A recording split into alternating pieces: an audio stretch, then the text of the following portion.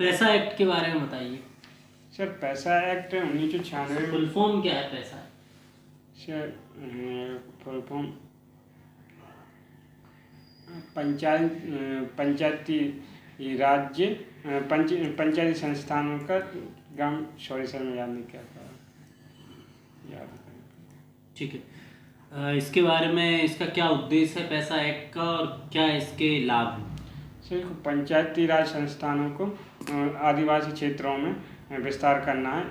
इसका लाभ हो सकता है कि सर, जो भारत का लोकतांत्रिक देश है, तो जनभागीदारी बढ़ाने के लिए इसे आदिवासी क्षेत्रों में इसका लाभ हो सकता है कि जनतांत्रिक संस्थाओं का निर्माण होगा। दूसरा, एक सक्रिय भागीदारी आएगी सर इससे। तीसरा यह है कि सर, इसमें जो सामाजिक जनजातियों के सामाजिक रीति रिवाज हैं उनको संरक्षण मिलेगा, और साथ साथ सर जो उनकी आत्मनिर्भरता इसमें इस पैसा एक्ट के माध्यम से होगी। कुछ फर्क बताइए, फर्क मतलब अंतर बताइए कि हम जनजातियों और जो आम सिविलियंस है उनमें कैसे हम पता करें कि ये विशेष जनजाति के लोग हैं, या सांस्कृतिक के आधार पर, संस्कृति और आर्थिक के आधार पर बताइए कि किस तरीके से हमें पता चलेगा कि ये जनजाति। सर, इसका एक कारण है तो जनजातियों की एक विशेष संस्कृति होती है। उनके जो पूजन है या जो त्यौहार हैं वो अलग मनाए जाते हैं। और इसके अलावा सर, भाषा के रूप में देखा जा सकता है, वो एक अलग भाषा का प्रयोग करते हैं। वो एक, जबकि सिविलियन जो सामान्य लोग होते हैं अलग भाषा का प्रयोग करते हैं। और इसका आर्थिक रूप से देखा जाए तो सर, जनजातीय क्षेत्र आर्थिक रूप से काफ़ी पिछड़े रहते हैं, तो उसका भी एक देखा जा सकता है। ठीक है। गुदना जनजाति में गुदना की क्या विशेषता है? क्यों लोग गुदना कुदवाते थे? गुदना, सॉरी सर, इस विषय में मुझे ज़्यादा जानकारी नहीं है। क्या उनको ऐसा शायद सर, मुझे ऐसा लगता है कि इसमें एक शायद, मैं श्योर नहीं, एक तो पारंपरिक भी जो भगवान या प्रकृति हो सकता है, दूसरा ही आभूषण प्रेम होते हैं, तो सर इसे ये कारण ये हो सकता है। ठीक है, चलिए आगे हम बात करते हैं। किसी दो प्रचलित त्योहारों को बताइए जो जनजातियों में बहुत ही ज़्यादा प्रचलित हैं। जनजातियों के दो त्योहार मध्य प्रदेश के। जनजाति सर, भगोरिया। जी, किस क्षेत्र में होता है? ये सर पश्चिम मध्य प्रदेश में होता है। और कौन से माह में होता है? सर, ये फागुन माह में होता है। ठीक है। दूसरा सर, लारूकाज। ठीक, ये लारूकाज किस क्षेत्र का है? ये सर छतपुड़ा क्षेत्र में होता है। इसमें मेघनाथ जी की पूजा की जाती है। मेघनाथ तो रावण का पुत्र था, तो फिर ऐसा क्यों?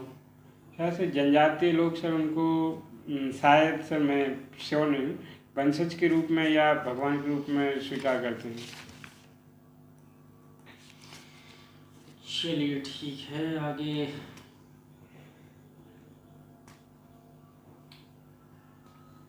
नक्सली क्षेत्र में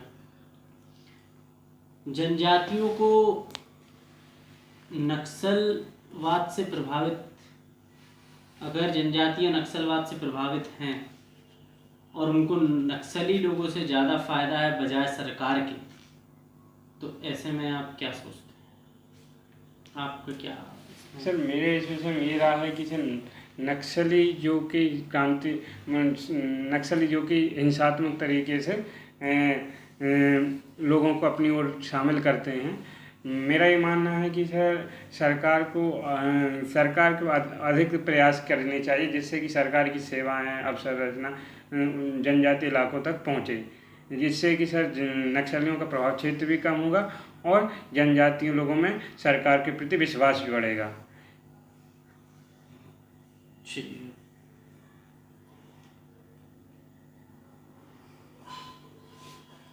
आप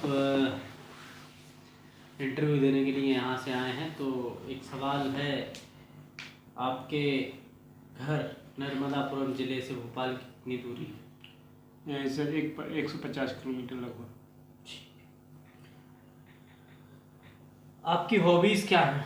सर, मेरी रुचि सर क्रिकेट देखना और खेलना, और सर बागवानी। घर घर पर बागवानी करना पसंद है। हॉबी का मतलब होता है जब खाली समय में आपके पास हो तो आप वही चीज़ करते हैं। तो 4 साल तैयारी करते हुए हो गए आपको ग्रेजुएशन के बाद, तो तब से लेकर अब तक आपने कितने पौधे लगा दिए? लगभग और किस तरह के पौधे आप लगाते हैं? अच्छा, वृक्ष के रूप में देखा जाए तो सर मैंने 10-12 पौधे लगाए होंगे। और अगर जो 10-12 तो कोई भी लगा देता है। आप तो रुचि है आपकी, तो आपको तो कम से कम 200-300 तो योगदान देना चाहिए। चूँकि मध्य प्रदेश में भी नर्मदा यात्रा वो होती है, तो उसमें बीच में ईसा फाउंडेशन वालों ने नर्मदा नदी के किनारे 2 किलोमीटर तक वृक्ष लगाए थे। सर इसका एक कारण ये हो सकता है कि सर जो क्षेत्र की कमी, या फिर मैं गांव नहीं जा पाता हूँ, मैं जैसे गांव में लगाता हूँ ये बड़े बड़े वृक्ष। और अगर पौधे के रूप में, अगर फूलों के रूप में देखा जाए सर, मैंने वैसे 50 के लगभग पौधे लगाए होंगे गमले में। किचन नर्सरी से आप क्या समझते हैं? सर किचन नर्सरी एक घर के आसपास एक छोटा सा क्षेत्र होता है, उसमें से सब्जियां या सब्जियां उगाई जाती हैं जो किचन में प्रयोग की जाती हैं, वो उसमें उगाई जाती हैं। इसमें सर ऑर्गेनिक खाद का यूज किया जाता है। पुलाव होता है खेती में जी पुलाव, जी। तो क्या वो फायदेमंद है या नहीं? सर पुलाव, मुझे लगता है सर पुलाव एक फायदेमंद है कृषि के लिए, क्योंकि सर वो मिट्टी की ऊपरी परत को नीचे पहुंचा देता है, अधिक गहराई तक जुताई करता है, जिस कारण से वह मिट्टी को उर्वरकता पर उसका कई सालों बाद वो मिट्टी खराब हो जाती है। वो सिर्फ इंस्टेंट फायदे के लिए होता है, तुरंत क्या बोलते हैं उस लाभ के लिए होता है। पुलाव से जमीन एक समय बाद खराब हो जाती है। सर सिर्फ पुलाव एक जुताई के रूप में प्रयोग किया जाना चाहिए। क्या पुलाव हर साल करना चाहिए? नहीं सर, प्रत्येक वर्ष नहीं किया जाता है, और कोई पुलाव प्रत्येक वर्ष नहीं करते। जब मिट्टी में ऊपरी परत में लवणता ज़्यादा जाती है तो उसे पुलाव किया जाता है। उसके बाद सर इसमें सर मैं चाहूँगा कि सर जैविक खादों का प्रयोग किया जाना चाहिए अगर मिट्टी को उर्वरता बढ़ाना। नर्मदापुरम जिले में सिंचाई के क्या साधन हैं? सर नर्मदापुरम और प्रदेश, किन संसाधनों से लोग सिंचाई करते हैं? सर नर्मदापुरम प्रदेश का सर्वाधिक सिंचित प्रतिशत के हिसाब से सर्वाधिक सिंचित क्षेत्र है। यहाँ सर नहर के माध्यम से, नलकूप के माध्यम से, कुओं के माध्यम से सिंचाई की जाती है। यहाँ सर नहर तवा नहर है जो क्षेत्र में सिंचाई का एक प्रमुख साधन है। सबसे ज्यादा कौन सी फसल होती है नर्मदापुरम जिले में? सर मैं गेहूं को देख पाता हूँ। खरीफ मतलब रबी में वो क्या कहते हैं गेहूं, और खरीफ में सोयाबीन। तो किसान महासमृद्ध है, इसलिए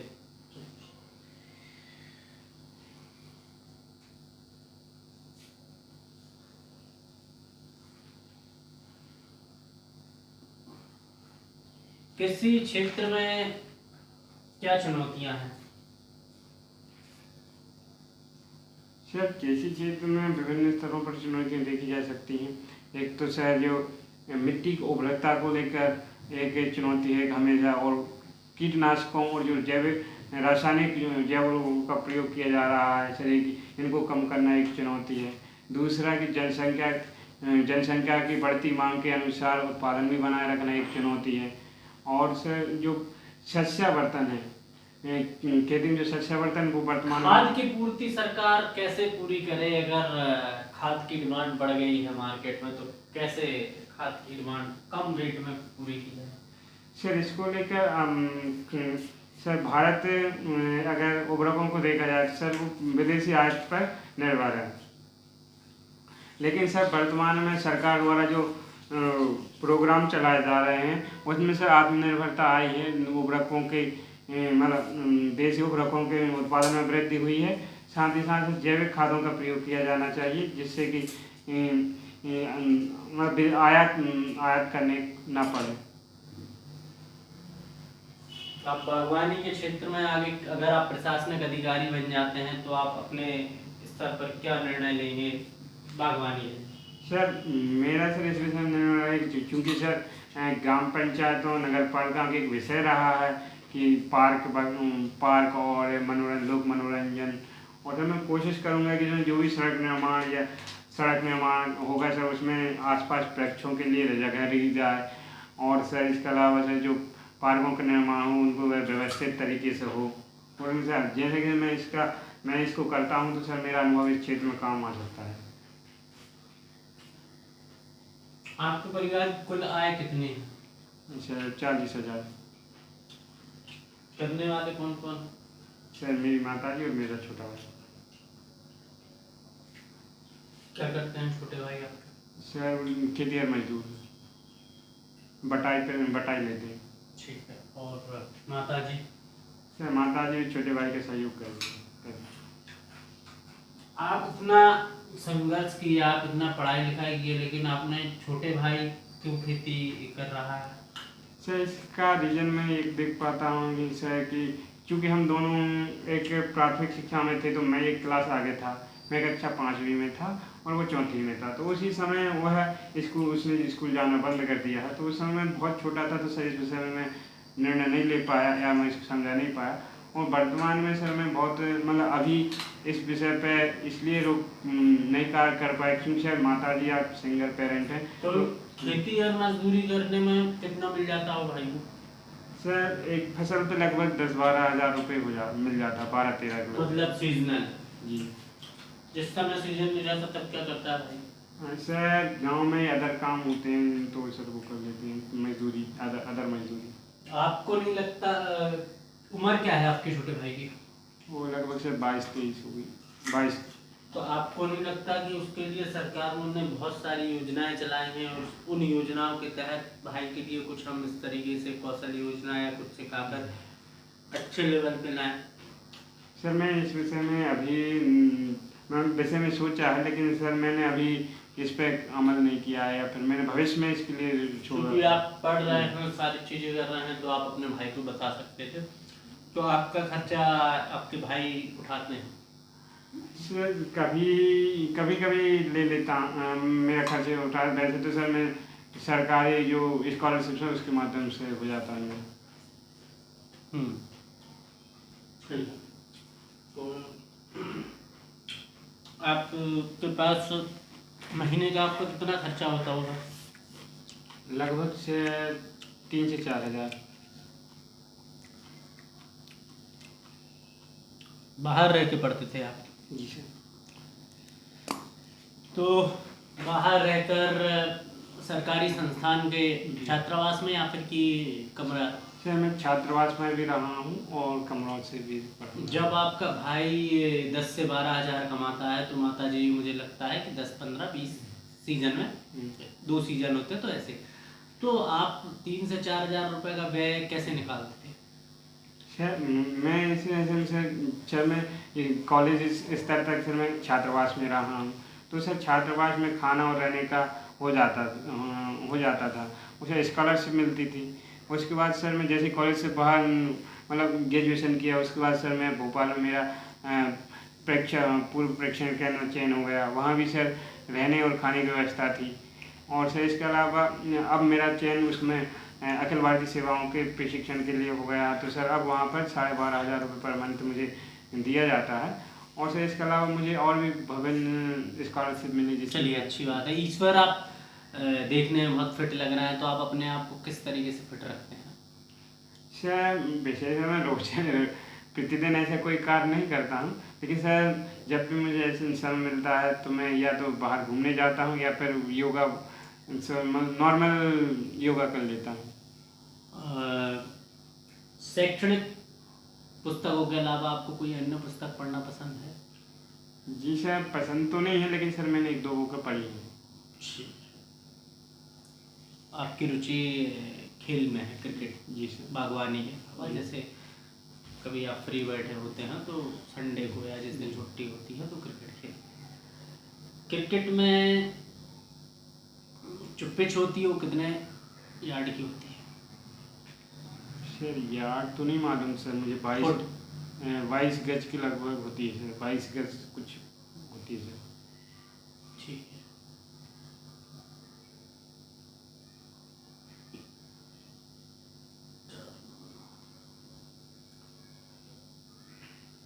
धोनी के पहले कप्तान किसको बनाया गया था? महेंद्र सिंह धोनी के पहले भारतीय टीम के कप्तान महेंद्र सिंह धोनी के पहले कौन थे? धोनी के पहले शायद याद नहीं कर पा रहा हूँ। आखिरी बार आपने मैच कब देखा? अभी 2 दिन पहले। 2 दिन पहले। कौन कौन से? इसके वो वेस्ट इंडीज और इंडिया। India West Indies. कौन सा मैच था? वनडे। वनडे जी। कौन से ग्राउंड पर खेला गया? सर वेस्ट इंडीज में खेला गया था सर, ग्राउंड का नाम याद नहीं कर पा रहा हूँ सर, एक्चुअली याद था। कौन जीता? सर भारत जीता। कितने रनों से? सर सेकंड पारी थी तो इस वजह से 5 विकेट से जीता था। 5 विकेट से जीता था। और मैन ऑफ द मैच और उस मैच के कैप्टन कौन थे वेस्ट इंडीज़ के? Man of the match sir शायद सर याद नहीं कर पा रहा हूँ। और कप्तान वेस्ट इंडीज़ के साई होप थे सर।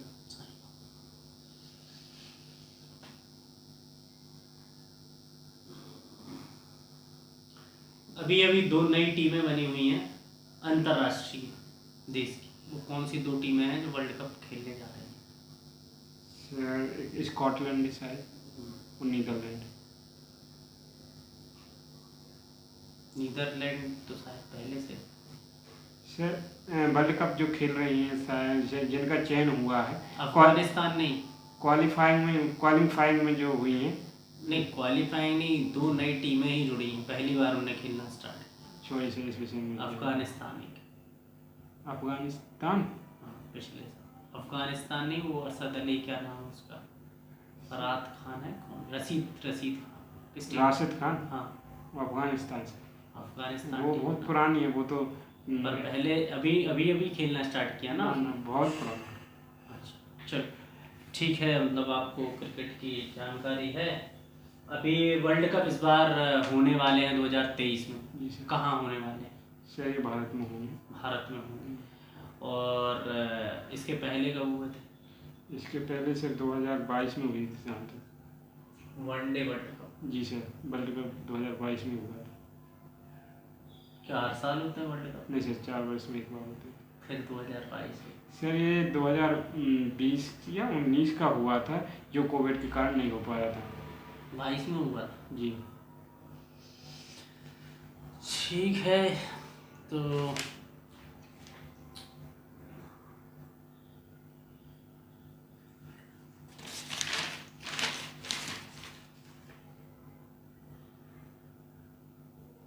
स्नातक में आपके इतने कम परसेंटेज कैसे रहे? सर स्नातक में सर मेरे फर्स्ट सेमेस्टर में अच्छे परसेंट थे, लेकिन सेकंड और थर्ड से थोड़े कम होने लगे। शायद इसकी एक वजह थी कि सर मैं उस समय ये पीएससी की परीक्षा का तैयारी कर रहा था। अच्छा, उसके बाद आपने स्नातक के बाद जो 4 साल का गैप लिया उसमें अपनी शिक्षा जो एकेडमिक एजुकेशन है वो जारी क्यों नहीं रखी? सर चूँकि सर मेरा सरकारी योजनाओं में शिक्षा सरकारी शिक्षण संस्थानों में चयन हुआ, उसमें सर टीसी जमा करना पड़ता था, तो इस कारण सर मैं आगे अपनी नहीं कर पाया। आपके स्नातक किस विषय कौन कौन से थे? सर स्नातक में मेरे जो 3 प्रमुख विषय हैं वो हिंदी साहित्य, समाजशास्त्र और भूगोल थे। इसके अलावा सर जो अदर सब्जेक्ट थे जो आपका पसंदीदा विषय कौन सा? सर मेरे पसंदीदा विषय भूगोल है। क्यों? सर मुझे रुचिकर लगता है क्योंकि यह आसपास के माहौल से जुड़ा विषय है। आप इसको कनेक्ट कर पाते हो प्रकृति से, और आप जो मतलब पृथ्वी की आंतरिक संरचना में जो भी मतलब स्थलाकृतियाँ हैं उनको आप बहुत अच्छी तरीके से समझ पाते, कोई घटना क्यों घट रही है, ये इस वजह से सर मेरे विषय काफ़ी प्रिय है। एक कॉन्सेप्ट है कोरियोलिस अफेक्ट। कोरियोलिस अफेक्ट, जी सर, उसके बारे में पता है? सर मैं स्पेशली कोरियोलिस बल। हाँ भाई कोरियोलिस बल। हाँ सर, तो वो सर ये एक हवाओं का मुड़ने की दिशा को प्रभावित करता है। अगर हम जब भी जो इस प्रचलित पवनें उत्तरी गोलार्ध में आती हैं तो ये अपनी दिशा के बाईं ओर मुड़ जाती हैं, और अगर दक्षिण गोलार्ध में जाती है तो अपनी दिशा की दाईं ओर मुड़ जाती हैं। ये कोरियलिस प्रभाव के कारण होती है sir. El Nino effect. El Nino sir effect एक समुद्री गर्म जल आ रहा है जो पूरी प्रशांत महासागर से जन्म होता है और भारत के अरब सागर तक यह इसका विस्तार रहता है। यह भारतीय मानसून को प्रभावित करती है। जो मैंग्रोव फॉरेस्ट होते हैं जी, मैंग्रोव फॉरेस्ट, जी। उनका फायदा क्या है सर और वो कहाँ पाए जाते हैं? Sir mangrove one. वृक्ष या वन मुख्यतः दलदली इलाके में पाए जाते हैं। मुख्यतः ये समुद्री तटों पर पाए जाते हैं। सर इनके कई सारे फायदे हैं। उनमें से एक है कि ये समुद्री तरंगों को या सुनामी को से तटीय सुरक्षा करती हैं। दूसरा ये सर जो जैव विविधता का एक क्षेत्र है। तीसरा सर ये जल शोधन का एक कार्य करता है। इसके अलावा सर ये मजबूत लकड़ी प्रदान करता है। और सर इसके जो चक्रवात हैं, चक्रवात की स्थिति चक्रवात को रोकने में ही सहायक होता है। ऐसे इसके कई सारे फायदे हैं। एक टर्म है क्लाइमेट चेंज, जलवायु परिवर्तन, बहुत बड़ा मुद्दा है। जलवायु परिवर्तन के लिए क्या सरकारें कर रही हैं अलग अलग राष्ट्रों? कोई 3 राष्ट्र की अलग अलग योजनाएं या उनके प्रोग्राम बताएं। सिर्फ किसी 3 राष्ट्र का तो नहीं मालूम, किसी संगठन का या किसी भी का। अंतर्राष्ट्रीय स्तर पर इस पर बहुत काम किया जा रहा है। COP26 हुआ था पेरिस में, उसमें जलवायु परिवर्तन को मुद्दा उठाया गया था। और सर क्या निर्णय लिए गए थे उसमें? सर यही एक बाध्यकारी समझौता था जिसमें कार्बन उत्सर्जन को कम करना था, जिससे देश में वैश्विक तापमान में वृद्धि ना हो। दूसरा मॉन्ट्रियल प्रोटोकॉल हुआ था इसमें सर 1987 में। मॉन्ट्रियल कहाँ है? मॉन्ट्रियल सर कनाडा का एक शहर है। और इसके अलावा सर पृथ्वी सम्मेलन हुआ था 1972 में, 1992 में, 2002 में।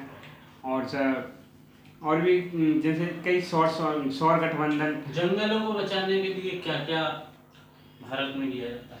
सर जंगल को बचाने के लिए सर बहुत सारे प्रावधान हैं। जंगल जीव, जंगल जंतु। जी सर, इसमें सर भारत में संवैधानिक प्रावधान भी हैं, सांविधिक प्रावधान भी हैं और प्रोग्राम। जैसे सर सांविधिक प्रावधान के रूप में देखें तो सर अनुच्छेद 48 में जन संरक्षण, वन्य जीव संरक्षण की बात कही गई है। और इसके तहत सर विधिक कानून के 1972 का अधिनियम है, 1980 का अधिनियम है, 1981 का अधिनियम है, जल संरक्षण अधिनियम, वन संरक्षण अधिनियम 1980, जल विविधता संरक्षण अधिनियम 2002। और से इसके कई वृक्षारोपण प्रोग्राम। और मध्य प्रदेश में चीते लाए गए थे, किस देश से लाए गए थे और कहाँ पर उनको लाया गया, तो क्या कारण? सर चीते जैव विविधता बनाए रखने में एक महत्वपूर्ण पशु है। विविधता और जल वो विविधता बनाने में, और सर वो क्या जाल होता है, खाद्य श्रृंखला में एक महत्वपूर्ण पशु है। इनको सर नामी विभाग से लाया गया था, बट मध्य प्रदेश के कूनो नेशनल पार्क में लाया गया था। हिमालय की सबसे ऊंची चोटी? हिमालय की सबसे ऊंची चोटी माउंट एवरेस्ट। उसकी ऊंचाई कितनी है? सर इसकी 8,850 मीटर। वर्धा नदी किसकी सहायक नदी? वर्धा सर यहाँ से वर्धा सर गोदावरी या पेनगंगा की मैं सोचे परफेक्ट याद नहीं कर पा रहा। 9 degree channel. 9 degree channel sir किस के बीच? सर ये मालदीव और मिनिका द्वीप के संबंध है शायद, सर मैं याद नहीं कर पा रहा हूँ। सही है? सही है हैं?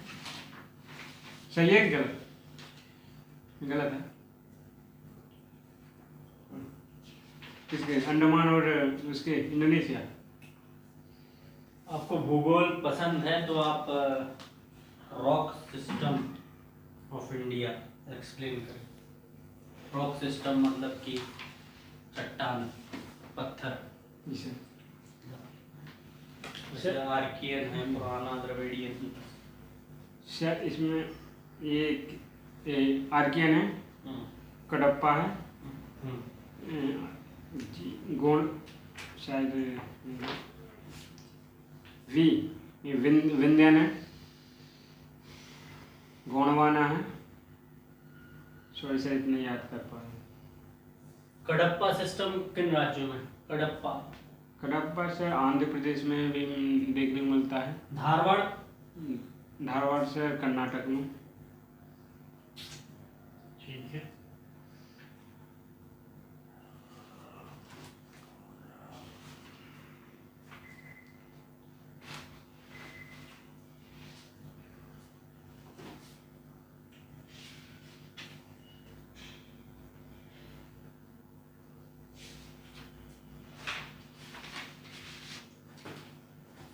उत्तर पूर्वी दर्रों के नाम बताओ। उत्तर पूर्व में कोई 3 दर्रों के नाम बताओ। दर्रे उत्तर पूर्व सर, एक देहांग दर्रा है, नामचा बारवा दर्रा, और देहांग दर्रा है, लोहित है, और इसके अलावा सारे और याद नहीं आ पा रहे। दक्षिण की ऊंची चोटी कौन सी है? अन्ना सॉरी सर, ऐसे यही शब्द याद नहीं कर। अन्नाईमुड़ी। यही शब्द उच्चारण नहीं कर।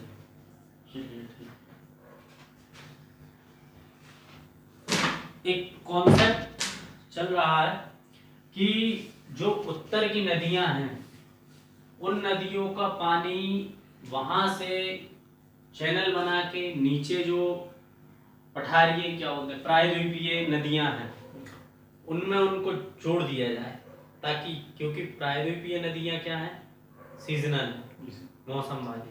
ठीक, तो उस कॉन्सेप्ट में आपकी क्या राय है कि ये पॉसिबल है या नहीं है, और अगर पॉसिबल है तो किस तरीके से? सर इस प्रोजेक्ट का मैं समर्थन करता हूँ, क्योंकि सर प्रायद्वीप। इस प्रोजेक्ट का नाम पता है आपको? सर ये नदी जोड़ परियोजना है, रिवर लिंक प्रोजेक्ट।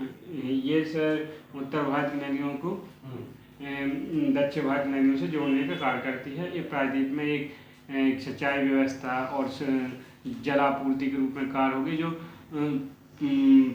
प्रायद्वीप के सूखे क्षेत्र हैं वहाँ जल की आपूर्ति होगी, जैसे बहुत ही कृषि एवं जल जीवन मतलब जीवन। क्या चुनौतियाँ हैं इसकी?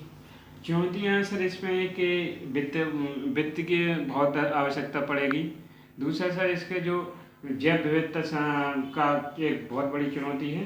दूसरा कैसे जैव विविधता कैसे? सर जिन क्षेत्रों से हम इन नदियों का निकास करेंगे उन क्षेत्रों की जैव विविधता इसमें परिवर्तन आएगा। दूसरा सर जो जल बहाव है वो। क्या आपको नहीं लगता कि ये प्रकृति से खिलवाड़ है? जी सर बिल्कुल, प्रकृति का साथ एक ऐसा कोई उदाहरण दीजिए कि जिसके साथ प्रकृति के साथ खिलवाड़ हुआ है और बाद में उसका जो वो है हर्जाना पूरा वहाँ की जनता को भुगतना पड़ा। सर इसमें सर हम देखते हैं उत्तराखंड की जो बाढ़ आई थी जी सर, उसमें जो अब संरचनात्मक विकास किया गया था, बांध जो टूटने से सर उसमें काफ़ी क्षति हुई थी। क्या ऐसा कोसी नदी का भी होता है? सर कोसी नदी एक प्राकृतिक है जिसमें सर वो अपना मार्ग परिवर्तन कर लेती, क्योंकि सर वो मैदानी क्षेत्र है और कोसी नदी में अधिक बाढ़ आ जाने के कारण वो अपना मार्ग परिवर्तन करती है। जहाँ तक मैं जानता हूँ सर इसमें कोई मानव निर्मित कारण नहीं है। ठीक है, आज आप जहाँ पर हैं, आज से आप अपने अतीत को देखते हैं तो अपने आप को कितना बदलाव हुआ पाते हैं? सर इसमें तो मैं बहुत बदलाव देखता हूँ। जो भविष्य मतलब अतीत में था आज अलग प्रकार का हूँ। कैसे? जैसे सर मैं अतीत के रूप में देखूँ तो सर एक समय मैं अपने मैं अपने सफलता प्राथमिकता देता था कि अगर किसी दोस्त या किसी का उदाहरण के लिए कोई एग्ज़ाम सिलेक्शन हो रहा है खुशी तो होती थी, लेकिन मैं इतना खुश नहीं होता था कि मेरा खुद का सिलेक्शन हो। मैं ये मानता कि मेरा खुद का सिलेक्शन तो नहीं हुआ है, लेकिन अब वो स्थिति नहीं रही है। अब मैं इस पर सर एक मतलब ऐसी कोई भावना मेरे अंदर नहीं आती है। ये इसका भावना शायद मैं सबसे पहले मैंने आपसे पूछा कि आपका पास्ट और प्रेजेंट में आप अपने आप को कितना ट्रांसफॉर्म, कितना बदलाव किया है अपने अपने आप में, क्या आपका अतीत था और क्या आज आप। चलिए ठीक है, अगला सवाल आपसे पूछते हैं कि अगर अभी तक आपने अपना सबसे टफेस्ट डिसीजन कब लिया और वो क्या था? टफेस्ट डिसीजन मतलब सबसे कठिन फैसला।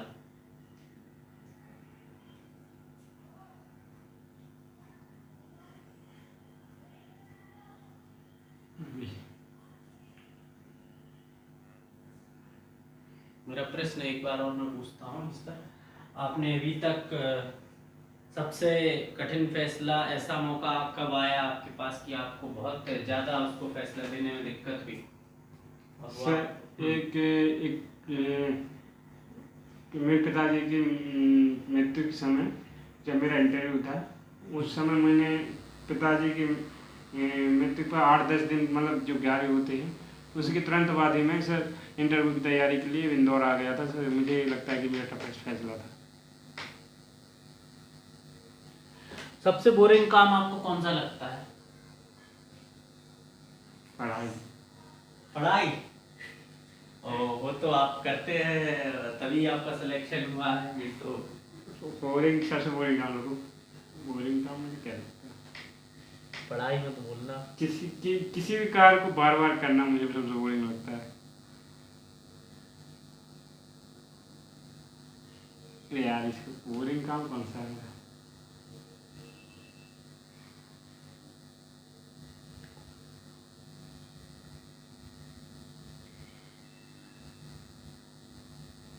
ऐसे क्वेश्चन तो पूछे जाएंगे बाबा, ये सब किताबी ज्ञान थे ना पूछेंगे।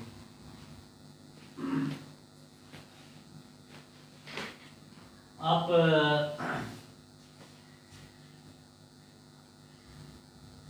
मीडिया के बारे में क्या सोचते हैं आज के समय? सर वर्तमान मीडिया में मैं एक सर नकारात्मक पहलू देख पा रहा हूँ कि सर विशिष्ट मतलब मीडिया को लोकतंत्र का चौथा खम्मा भी कहा जाता है, लेकिन वर्तमान में जो मीडिया के ये सूचनाएं प्रदान की जा रही हैं उनमें सर संदेह की स्थिति उत्पन्न हो रही है, प्रामाणिकता नहीं देखी जा रही है और उन विषयों को उठाया जा रहा है जो शायद एक देश के लिए उतनी आवश्यक नहीं।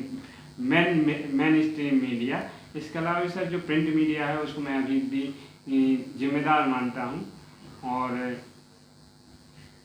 किसी 5 करंट अफेयर बताइए 5 करंट जो अभी चल रहे हो इस हफ्ते। सर वर्तमान में मणिपुर जो संघर्ष है वो एक कारण ठप रहा है। दूसरा सर ये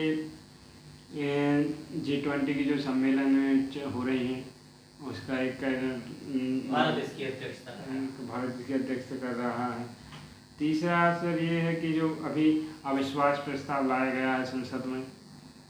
चौथा सर सरकार के विपक्ष लेकर आया।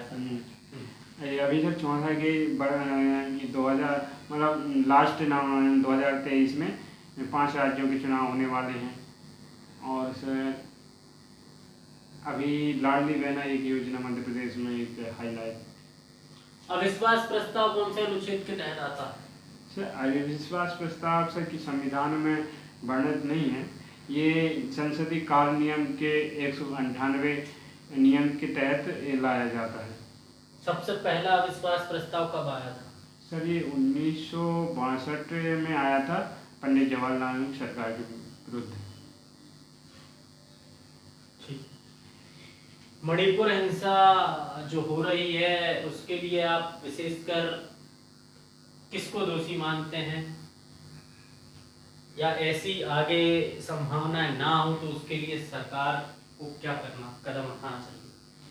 सर इसमें दोषी परिस्थितियां के रूप में देखता हूं, जो परिस्थितियां घटी वो दोषी मान सकते हैं सर। जैसे जो मतलब दोनों समुदायों में अविश्वास की स्थिति उत्पन्न हुई। परिस्थिति कैसी, कौन से समुदाय थे वहाँ मणिपुर में, कौन कौन सी जनजाति पाई जाती है? सर मणिपुर में मुक्ता, मैथी, कुकी, नागा ये जनजाति पाई जाती हैं सर। इनमें एक संघर्ष का एक मेन कारण रहा दोनों में अविश्वास की स्थिति और अपने अधिकारों को लेकर एक संघर्ष उत्पन्न हुआ। और सर इसके लिए आगे ना हो ऐसी घटनाएं, इसके लिए सर मैं लोगों में विश्वास और लोकतांत्रिक तरीके से विरोध करने का समर्थन करता हूँ। इसमें सदल संघर्ष का मैं कदापि समर्थन नहीं करता हूँ। लोकतांत्रिक विरोध मतलब किस तरीके से? लोकतांत्रिक विरोध की सर इसमें हिंसा ना हो, शांतिपूर्वक विद्रोह किया विरोध। क्या तरीका है लोकतांत्रिक विरोध का? सर जैसे कि सार्वजनिक जगह पर इकट्ठा होकर पंपलेट या बैनर के माध्यम से या 70 सालों से लोगों ने प्रोटेस्ट किया हर तरीके से, वहाँ सरकार को आवाज़ दी, वहाँ के लोग मीडिया पर बोले, वहाँ के जो स्पोर्ट्स पर्सनालिटी हैं वो बोले और कई लोगों ने उस मुद्दे को उठाया, लेकिन उसके बाद भी कुछ उसका नहीं हुआ और आज ऐसी स्थिति देखने को मिली हमें। सर विशेष उत्तर पूर्वी राज्यों में से एक विशेष कारण है कि वहाँ कुछ उग्रवादी संगठन और अलगाववादी शक्तियाँ काम कर रहे हैं। तो सर उसमें एक कारण हो सकता है कि